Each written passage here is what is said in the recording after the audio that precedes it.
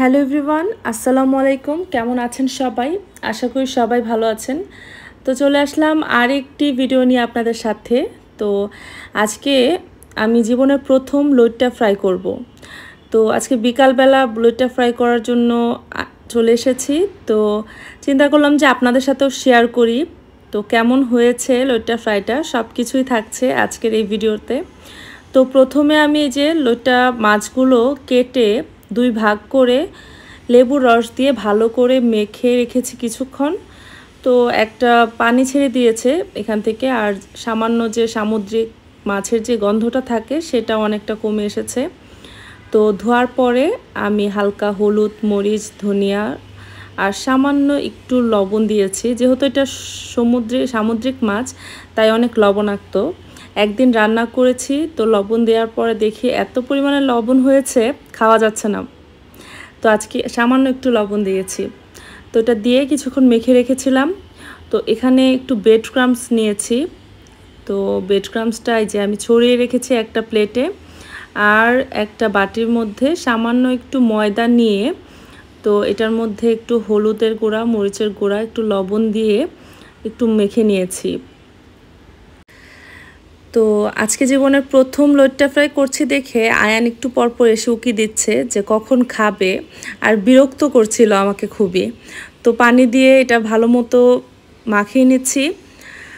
তো এটা একটু ইয়ার মতো করে মাখবো, মানে একদম পানি পানি করে আর কি মাখবো, ডো আকারে করবো না। এটার মধ্যে যেহেতু মাছটা আমি ডুবিয়ে ভাজবো তাই এভাবে করে নিচ্ছি। আর হালকা একদম ড্রিম আছে, কড়াইটা বসিয়ে নিয়েছি। আর এখানে তেল দিয়ে নিচ্ছি। কড়াইটা যাতে হালকা ড্রিম আছে কিছুক্ষণ মানে গরম হয়ে তেলটাও যাতে হালকা সামান্য গরম হয়, খুব বেশি তাপে আমি ভাজবো না, হালকা ড্রিম আছে ভাজবো। তো এই ময়দাগুলো এই সাইডে দিয়ে নিয়েছি। আর এখন যে মাছগুলো এগুলো একটা একটা করে এই ময়দার মধ্যে দিব। তো দেখুন আপনারা, আমি নিজেও এভাবে করিনি কখনো। তো আমার কাছে কেমন জানি একটু আনইজি লাগছিল। মাছগুলো এই ময়দার মধ্যে এখন দিয়ে নিব সবগুলো একটা একটা করে। তো খুব চেপে চেপে দিচ্ছি ময়দাগুলো মাছের মধ্যে যাতে খুব ভালো করে লেগে থাকে, তাই একটা একটা করে সবগুলো দিয়ে নিয়েছি। তো যে দেখুন, আপনাদের লইট্টা মাছ ফ্রাই কেমন লাগে? আমার তো আজকে ফার্স্ট খেয়েছি। আরেকবার খেয়েছিলাম আসলে কক্সবাজারে খেয়েছিলাম, ওটার মতো হয়নি, বাট ভালোই লেগেছে। ওইখানের মাছ ফ্রাইগুলো একটু অন্যরকম হয়, বাসায় করলেও দেখা যায় ওরকম হয় না। তো এই যে সবগুলো একটা একটা করে করে নিয়েছি। এখন এই যে ময়দা যে গুলিয়ে রেখেছিলাম পানি দিয়ে সেটাতে চুবিয়ে এই ব্রেড ক্রাম্বসগুলো দিয়ে আমি ভেজে নেব। সবগুলো একে একে দিয়ে নিচ্ছি। আর ব্রেড ক্রাম্বস না অনেক বেশি এখানে মানে লাগছিল মাছগুলোর মধ্যে, এতগুলো নিয়েছি তারপরও হয়নি, তারপর আরেক ধাপে নিতে হয়েছে। তো দেখুন এই যে এই ডোটার জন্য এরকম হয়ে গেছে। তো কেমন হবে ভাজলে এটা ভাবছিলাম, কেমন জানি হয়েছে সবগুলোই, আসলে যেরকম আশা করেছিলাম এরকম হয়নি। তো দেখা যাক কীরকম হয় ভাজার পরে আর কি। তো সবগুলো একটা একটা করে চেপে চেপে ব্রেড ক্রাম্বস দিয়ে করেছি। আর দেখেন এগুলো দেওয়ার পরে কেমন বড় হয়ে গেছে আকারে। তো সবগুলো মাছ এই যে গরম হয়েছে নাকি দেখছি, একটা একটা করে ভাজবো এখন। নিউ এক্সপিরিয়েন্স একটা হলো আর কি। তো সব কিছুই নতুন নতুন করলে একটু অন্যরকম একটা এক্সপিরিয়েন্স হয়, সেকেন্ডবার করলে কাজটা ভালো হয়। তো এটা আমি অনেক ক্ষেত্রেই দেখেছি, প্রথম প্রথম সব কিছু একটু পচা হয় আর কি। তো ড্রিম আছে মাছগুলো সবগুলো ভেজে নিচ্ছিলাম। তো হালকা ভাজার পরে আবার উল্টিয়ে দিচ্ছি, আর যখন নামাবো তখন একটু বেশি আছে আর কি দিয়ে তারপর সবগুলো মচমচা হয়ে আসলে সবগুলো তেল ঝরিয়ে নামিয়ে ফেলবো। তো সবগুলো উল্টিয়ে নিচ্ছি।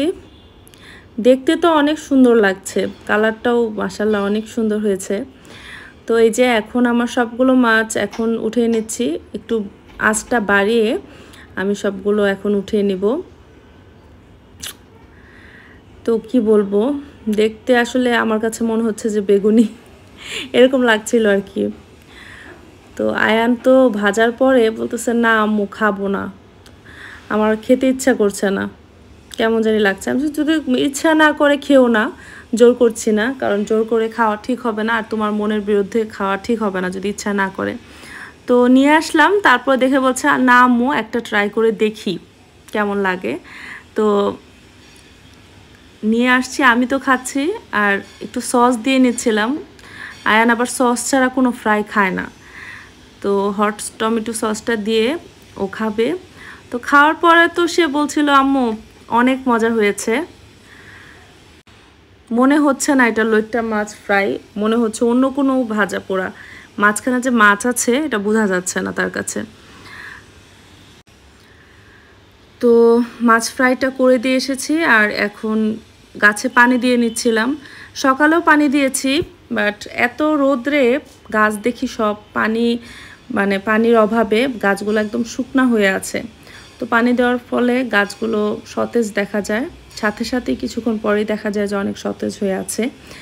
তো কি করব, এই কর্নারটার মধ্যেই গাছগুলো সবগুলো নিয়ে এসেছি। এই জায়গাটা একটু রোদ কম লাগে, ওই বারান্দাটাতে অনেক বেশি লাগে। তো এই সাইডের রোদে কম লাগার ফলে এখানে সবগুলো নিয়ে এসেছি।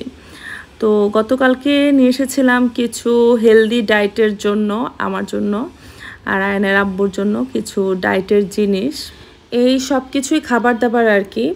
তো আমি কিছু কয়েক প্রকার বাদাম নিয়ে এসেছিলাম, তো সবগুলো বাদাম একসাথে মিক্সড করছি। এখানে হচ্ছিল কাজু বাদাম, তো কাজু বাদাম, চীনা বাদাম, তো কিশমিশ আর আখরোট সবগুলো একসাথে এখন মিক্সড করেছি। সবগুলোই ভাজা এবং সবগুলো ঘিয়ে ভাজা, তাই প্রাইসটা একটু বেশি নিয়েছে, আর কেজি দরে কিনেছি তো, আর আলাদা আলাদা সব কিছু কিনে একসাথে মিক্সড করছি। দেখা যায় এভাবে কিনলে দামটা অনেক কম পড়ে আর জিনিসটাও ফ্রেশ পাওয়া যায়। তো এভাবে কিনে সবগুলো একসাথে মিক্সড করে একটা বয়মে রেখে দেব। তো প্রতিদিন সকালে নাস্তায় বা রাত্রে আমরা খাবো আর কি। আর এটা বাচ্চাদের জন্য অনেক ভালো। তো সবগুলো একটা বয়মে ভরে নিয়েছি। দেখা যায় যে খিদা লাগলে এক মুঠ যদি বাদাম খেয়ে পানি খাওয়া যায় তাহলে কিন্তু খিদার চাহিদাটা মিটে যায়। আর এখানে নিয়েছিলাম হচ্ছে ওটসটা হচ্ছে ডায়েটের জন্য খুবই ভালো একটা খাবার, এখানে ফ্যাটটা অনেক কম। তো ওটস, চিয়া সিড, মধু, বাদাম একসাথে মিক্সড করে খেলে কিন্তু সকালবেলা অনেক হেলদি একটা ব্রেকফাস্ট হয়, আর ওজনটাও অনেক কমাতে সাহায্য করে। তো আয়ান এখানে চানাচুর ঢালছিল, ওকে দিয়ে কাজটা করাচ্ছি আর কি, যে তুমি ঢালো। তো আজকের ব্লগটা কেমন লাগলো আর লইট্টা ফ্রাইটা কেমন হয়েছে বলবেন আপনারা সবাই। তো আজকে এখানেই শেষ করছি, আল্লাহ হাফেজ।